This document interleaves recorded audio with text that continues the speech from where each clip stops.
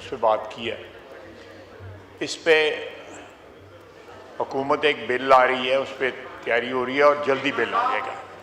एक दूसरा जो है, उन्होंने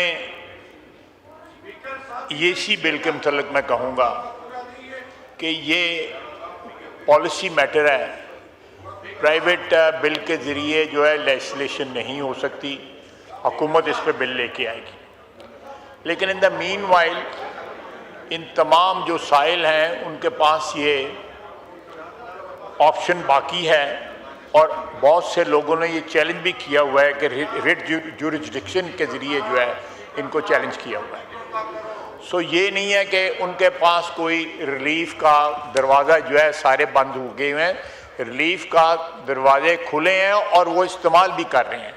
लेकिन जहाँ तक उनकी डिमांड है बिल की लेजिस्लेशन की, इंशाअल्लाह ताला हुकूमत इसके ऊपर बिल लेके आएगी, और जो भी उनके जो जायज़ मुतालबात हैं या रिजर्वेशन जो हैं, वील केटर फॉर दैट इंशाअल्लाह। दूसरा जनाब आला, उन्होंने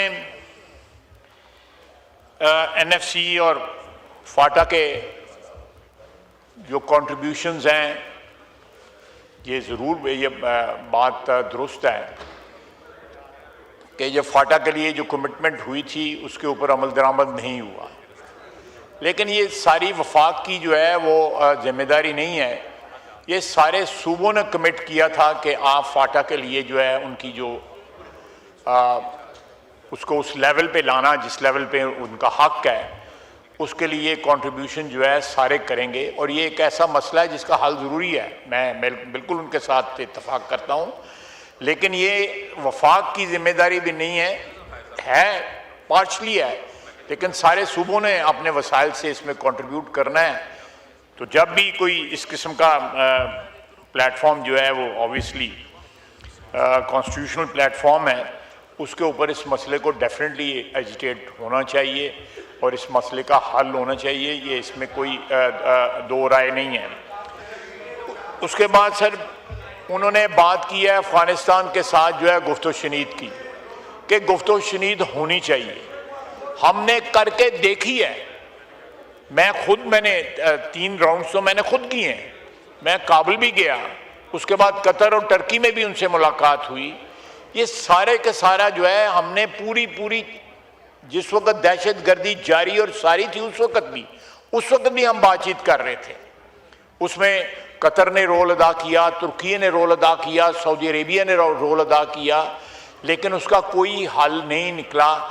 हमें काबिल हुकूमत इस बात की गारंटी देने की तैयार नहीं है, ज़मानत देने के लिए तैयार नहीं है कि उनकी सरजमीन से पाकिस्तान के ऊपर हमले नहीं होंगे।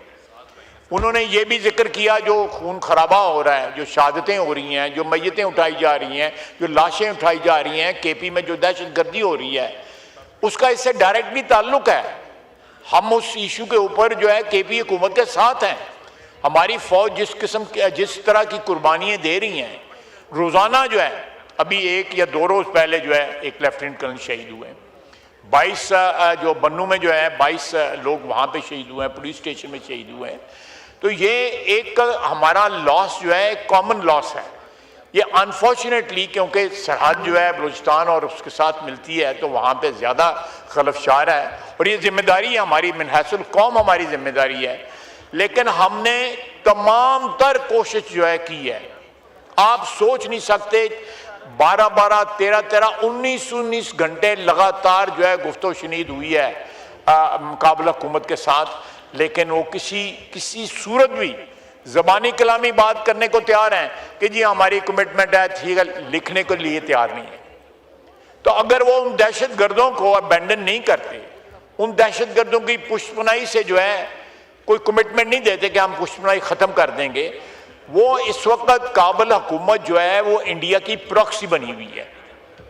इंडिया की पिछले साल मार्का हक में शिकस्त के बाद वो अल्लाह के फजल से वो जुर्रत नहीं करेंगे डायरेक्टली हमारे साथ कन्फ्रंटेशन की।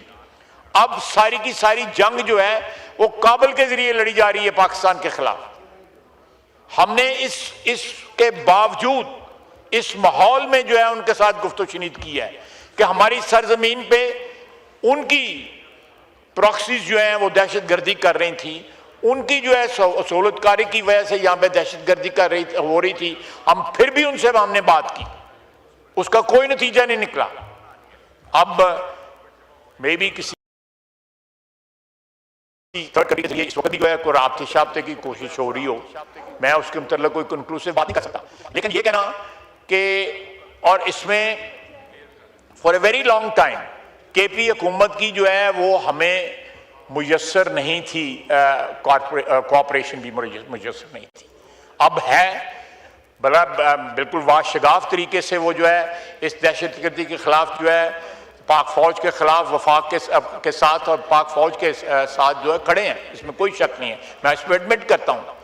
अच्छी बात है कि हम सारे एक पेज पे हैं कि ये दहशतगर्दी ख़त्म होनी चाहिए, लेकिन मैं फिर दोबारा से जो है ये बात करूँगा कि हमने पूरी कोशिश की है, दयानतदारी के साथ कोशिश की है, एक नहीं 3 मुल्कों के जरिए हमने नेगोशिएट किया है, तुर्की, कतर और सऊदी अरेबिया के जरिए मिन्नत की है कि आप उनकी पुष्पनाई छोड़ दें, उनके जो बेसिस हैं वहाँ पे जो उनकी सहूलतकारी हो रही है, जहाँ पे उनके कैंप्स हैं उनको अबैंडन करें, उनकी पुष्पनाई ना करें, लेकिन वो इस बात पे आते नहीं हैं।